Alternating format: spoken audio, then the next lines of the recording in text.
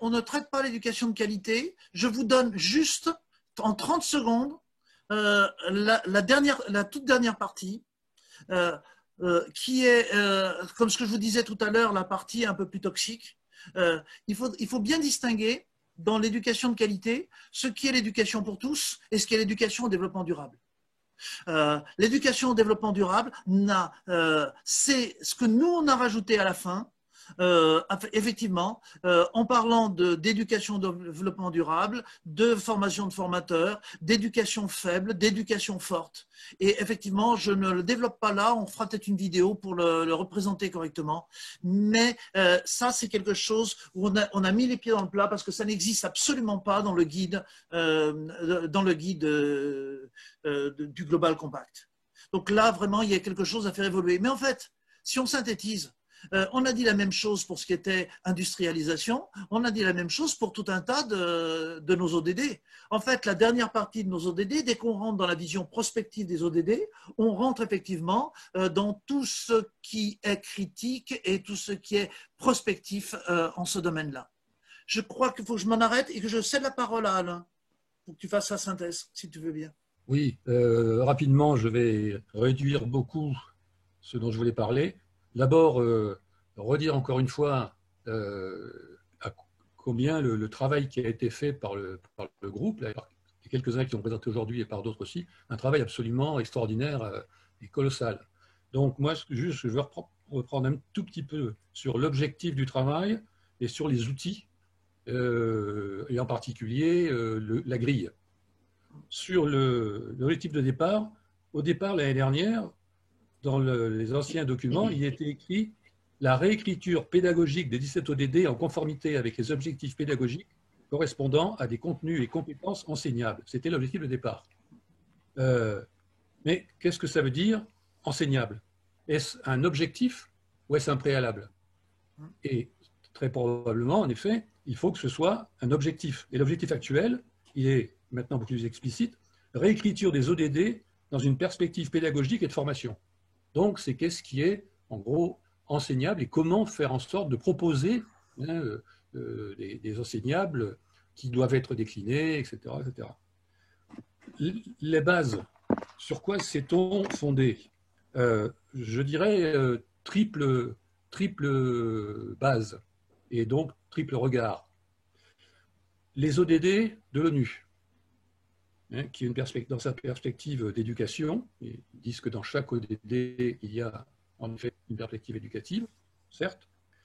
L'UNESCO, qui disait que l'éducation est le catalyseur de tous les ODD. Alors, catalyseur, je ne suis pas sûr que le terme soit très bien choisi, puisque ça voudrait dire cristallisation, etc. Je dirais peut-être que pour nous, ça doit être un vecteur. Un des vecteurs. Et donc, notre objectif, c'est ce qu'on a toujours écrit et ce qu'on a toujours dit, c'est dans une perspective de travailler, faire des propositions d'outils et de formation, dans une perspective de co-construction de dispositifs, d'outils, de dispositifs, au prisme des ODD obligatoirement, et via les compétences DD et développement durable et représentation et responsabilité sociétale.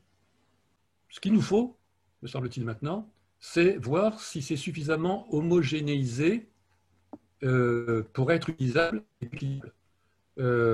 Petite autre remarque, je vais reprendre donc le tableau, quelques remarques sur le tableau. Dans la première colonne, sur les items, c'est relativement cohérent. C'est-à-dire qu'il y a la littératie, quelquefois c'est un rapport ou pas avec les ODD, mais ça importe peu, puisque ce n'est pas notre seule source.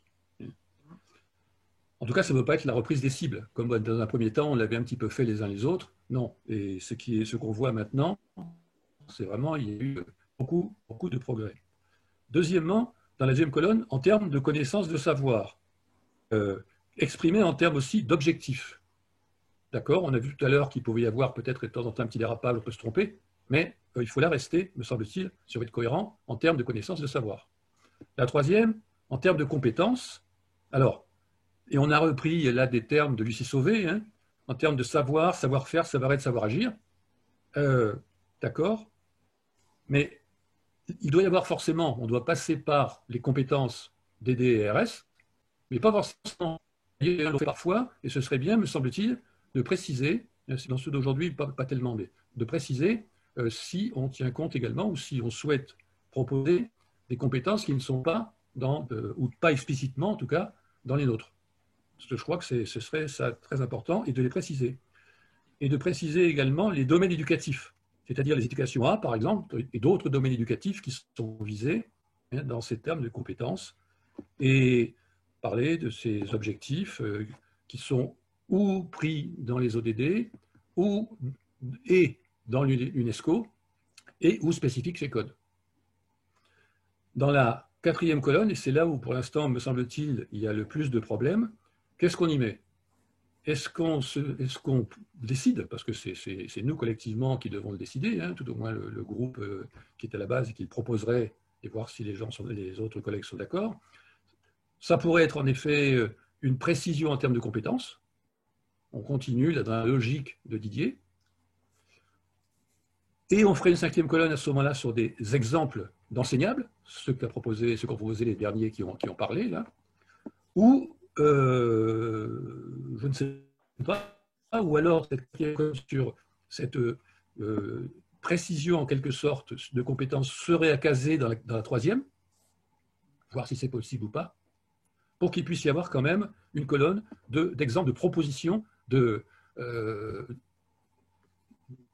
d'enseignables, d'objets de formation, et qui puissent être ensuite déclinés, adaptés, transposés. Et je proposerais aussi à ce moment-là, il me semble que ce serait important, alors pas en colonne, parce qu'à ce moment-là on ne s'en sortirait plus, mais d'avoir en dessous une sorte de case où ceux qui feraient des tests, enfin qui feraient des expérimentations, eh bien nous diraient, voilà, exemple d'expérimentation qui concerne tel public, sur tel, voilà, etc., et avec les obstacles, appui, obstacles, etc., et commentaires, et autres. Il me semble que ce serait intéressant, de même qu'il pourrait y avoir, me semble-t-il, qu'il devrait y avoir, quelque part, un endroit où ceux qui lisent nos propositions, là, nos grilles, puissent faire des remarques sur les grilles elles-mêmes. Voilà en gros ce que je voulais dire. Bon, j'aurais pu aussi parler un peu plus des interrelations. Juste un mot peut-être sur les interrelations. Comme Didier l'avait dit, ces interrelations, la rosace, ou bien également il y a une grille qui a été faite par l'INSEE, tout ça. Alors, très justement, ce sont des outils pour l'administration, pour les feuilles de route, les différents ministères, etc. Donc, on s'en était rendu compte quand on était allé écouter les grands administrateurs qui nous proposaient, qui nous montraient ce que c'était. C'est vraiment des déclinaisons à objectifs administratifs et politiques. Alors, nous, il faut qu'on voie comment on peut transposer ça, enfin, changer cet objectif, un objectif qui est notre objectif de réécriture dans une perspective de pédagogique et de formation. Donc, peut-être, alors en particulier, pour ceux qui ont commencé à faire ça, il me semble quand même qu'il y a des choses à prendre dans les travaux qui ont été faits par la CGDG, la CGDT, je ne sais plus ce que ça veut dire d'ailleurs, CGDT, CGDD, mais c'est gouvernemental pour le développement durable, pour les feuilles de route.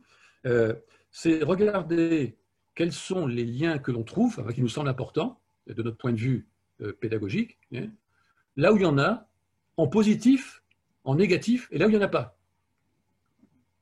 Et peut-être là où on pourrait en proposer, ou proposer des choses où il y a des trous en quelque sorte. Et ça me semblerait quelque chose de potentiellement très intéressant. Mais j'arrête là, parce que vu l'heure qui est déjà, s'il y a des gens qui veulent réagir. En tout cas, travail déjà considérable. À mon avis, il y a moins à faire que ce qui a déjà été fait. Oui, disons qu'on a déjà fait un premier pas, mais si on est cohérent, ce qui nous reste à faire, c'est cette fichue dernière colonne. Entre autres, oui, principalement. Et il n'y a pas de secret, il faut qu'on se la tape sur le plan conceptuel comme sur le plan de la communication. Tant qu'on n'a pas réussi à expliciter cette dernière colonne et aller plus loin, on n'a pas un outil qui est totalement efficace. Exact. exact. Et ça, bon, pour être clair, on a 6 mois. On se Ouais. donne jusqu'à juin pour le faire. Bon, Et regarde.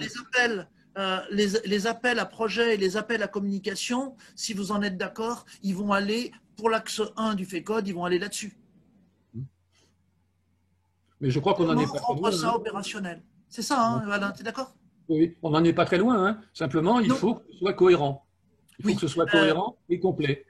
Oui. Et Oui, complet. moi, je partage l'avis d'Alain, on n'en est quand même pas très loin. On Ouais. est un peu quand même coincé par le format papier, c'est clair, hein, et le format digital, informatique, libérera des choses, sauf que il faut arriver à faire coexister le format papier et le format digital. Eh bien, je pense qu'on n'est pas très loin. Hein. Moi, je suis vraiment de cet avis et je trouve que le travail fait est quand même Extraordinaire. très bonne qualité et on a beaucoup d'ingrédients à mouliner et simplement à remettre un petit peu d'aplomb. Hein. Moi, je trouve que le gros du travail a été fait. Hein. Tout à fait d'accord. Oui, la partie pénible a été faite. Ah, la partie plus que pénible. Enfin. Parce que maintenant, on a des choses à critiquer. Alors qu'il y a encore 3 mois, on n'avait pas de choses à critiquer parce que tout était flou. Tout à fait. Ben, on faisait de la critique pour la critique, du coup, ça voulait pas dire Voilà, grand-chose. c'était de la critique intellectuelle, alors que là, on peut rentrer, on peut commencer à s'engueuler sur du vrai. C'est-à-dire que sur Ça des choses sur s'appelle la lesquelles on est méthode d'accord. critique, ça, Didier. Ça Oui, j'ai s'appelle vu la ton petit mot. méthode critique. Oui, j'ai vu ton petit mot. Bon. Il y a aussi la critique de la critique critique. Ouais. Alors, je vais clore peut-être parce que je pense qu'on a dépassé. Donc, on est bien d'accord que dans les travaux en cours, c'est la différenciation pédagogique des ODD. C'est être capable de transformer ce qu'on a fait dans différents contextes. C'est à la fois continuer la 4e colonne, voire la 5e colonne. C'est aussi décomposer ça. Il y a plusieurs collègues qui sont en train de travailler. Marie-Vonne, elle a déjà réfléchi à des trucs sur les écoles. Quentin nous présentera mercredi prochain, mais à distance parce qu'il est encore coincé avec son établissement. Il nous présentera une décomposition des ODD au niveau d'un collège. Bon, on a des exemples qui vont fleurir là. Ça va être intéressant. On a plusieurs collègues africains qui se manifesteront peut-être, qui sont justement en train eux aussi de faire des décompositions sud. Parce que là, on a eu quand même un sacré problème. Il y a des ODD sur lesquels c'était vachement dur de rédiger quelque chose nord-sud. Et en fait, on s'est cassé la tête des fois à se tortiller des trucs en faisant des analogies qui sont peut-être pas aussi évidentes que ça. Donc, Des analogies hasardeuses. Oui, c'est relativement facile. Il suffit de faire du générique et des spécifiques. Ouais. Si on passe par Absolument. une colonne générique et qu'on arrive à du spécifique derrière, chacun peut y mettre ce qu'il veut. Mais ça va être le problème du format papier. Le format papier, on explose dedans. D'ailleurs, vous l'avez vu, là, les ODD, on s'est cassé la tête à essayer de les faire tenir en 4 à 5 pages. Certains, ils ont vraiment besoin de 10 à 12 pages. Par exemple, ce qu'a fait Saïd, il ne pouvait pas faire en moins de pages. Je ne vois pas comment. Il n'y a pratiquement aucun mot acheté dans ce qu'il a fait. Donc, on a un vrai problème de densité. Bon. Demain, pour certains d'entre vous, on se retrouve même lieu, même heure, 17h, 19h, pour l'Anthropocène, ce qui nous permettra de poursuivre les discussions qu'on a eues sur certains aspects numériques, sur certains aspects de développement, sur la place de la nature, sur tout un tas de choses qui sont, on va dire, pas conflictuelles, mais qui nous interrogent quand même sacrément. Voilà, je vous dis au revoir, même à ceux qui sont très loin. Mais Merci bien. Au revoir à tous. Au revoir. Et au revoir à tous.